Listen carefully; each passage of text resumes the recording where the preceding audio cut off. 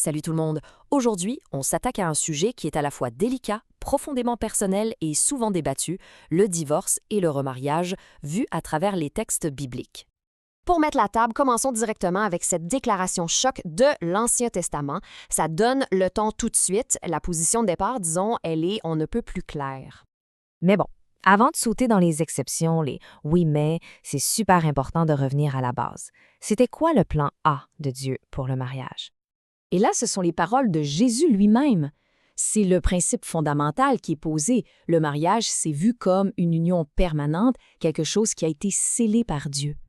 Donc, si on résume ça, l'idéal biblique, c'est vraiment un engagement pour la vie, une alliance qu'on ne peut pas briser, où deux personnes deviennent, selon l'expression consacrée, une seule chair. C'est de là que toute la discussion doit partir. Bon, ça, c'est l'idéal. Maintenant, passons à la réalité, qui est souvent plus compliquée. Si le plan de match, c'était la permanence, pourquoi est-ce que la Bible parle même du divorce? C'est Jésus qui apporte une nuance vraiment cruciale ici. Il explique que les lois sur le divorce dans l'Ancien Testament, c'était pas le plan parfait de Dieu. C'était plutôt une concession. Une concession faite, et je cite, à cause de la dureté des cœurs. C'était une façon pragmatique de gérer une réalité humaine imparfaite et souvent de protéger les personnes les plus vulnérables dans ces situations. Et là, on arrive vraiment au cœur du débat dans le Nouveau Testament. Un débat qui tourne autour d'une toute petite phrase, une phrase qui a des conséquences énormes. La grande question qui se pose, c'est donc celle-ci. Est-ce que le Nouveau Testament ouvre la porte à des exceptions à la règle du pas de divorce? Et voilà le passage en question. Cette petite mention, sauf pour cause d'infidélité, c'est pas mal la seule permission potentielle pour un divorce suivi de remariage qu'on trouve dans la bouche de Jésus. C'est sur ces quelques mots que repose presque toute la controverse. Alors, qu'est-ce que ça veut dire, cette fameuse infidélité? Eh bien, c'est là que ça se complique. Tout le débat repose sur la signification d'un seul mot dans le texte grec original. Ce mot, c'est porneia. Le X, c'est que ce n'est pas un mot super précis. C'est un terme assez large, un genre de mot parapluie pour toutes sortes d'immoralités sexuelles. Et c'est justement parce que sa définition est si large que les théologiens ne s'entendent pas tous. En gros, il y a deux grandes écoles de pensée. La première, plus restrictive, dit que porneia, dans ce contexte précis, ça parle d'une infidélité qui aurait eu lieu durant les fiançailles qui, à l'époque, était un engagement légal très solide. La deuxième vision, plus large, l'interprète comme n'importe quelle forme d'immoralité sexuelle grave qui vient briser le lien du une seule chair à l'intérieur même du mariage. Au-delà de cette clause de Jésus, d'autres situations font débat. L'apôtre Paul, par exemple, il aborde le cas d'un conjoint non-croyant qui décide de quitter la relation. Il dit alors que le croyant est libéré.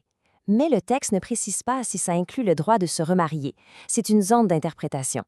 Quant à la question de l'abus, c'est un point majeur. Beaucoup s'entendent pour dire que ça brise l'alliance du mariage, mais ce n'est pas nommé comme une exception claire dans ces passages précis. OK, après avoir regardé les règles et les clauses, c'est essentiel de changer un peu notre angle de vue. Parce qu'au-delà de tout ça, les textes bibliques mettent constamment l'accent sur un principe encore plus élevé, le pardon et la grâce. Et ça, c'est un point vraiment, vraiment crucial. Même quand un divorce semble permis par les Écritures, c'est toujours présenté comme une autorisation, jamais comme une obligation. L'appel premier, la voie à privilégier, c'est toujours de chercher la réconciliation et le pardon. Le pardon, ce n'est pas juste une émotion, c'est un processus actif. Ça commence par reconnaître le tort qui a été fait. Ensuite, c'est un acte de volonté, choisir de pardonner comme on a soi-même été pardonné. Et le but, quand c'est possible, c'est de tenter de rebâtir ce qui a été brisé. Ça mène un autre point important. Dans les cas où le remariage est permis, il est vu comme une grâce de Dieu, une provision pour la partie qui a été blessée, la partie innocente, et non pas comme une porte de sortie facile pour la partie qui est en faute. C'est aussi important de noter que le remariage, ce n'est pas la seule issue possible. Les Écritures parlent aussi du célibat comme d'un chemin tout à fait honorable, une vocation en soi et une option tout à fait valable après un divorce. Et c'est peut-être là qu'on voit tout le réalisme de la perspective biblique. Malgré l'idéal de permanence, il y a une reconnaissance profonde que, dans un monde déchu, des mariages vont se briser. Ça va arriver, même au sein de la communauté des croyants. Le message pastoral qui en ressort, c'est donc un message de compassion.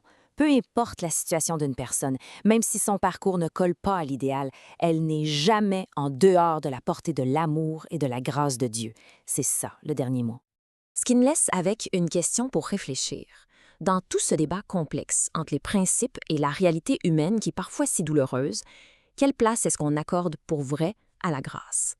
Merci d'avoir suivi cette analyse avec nous.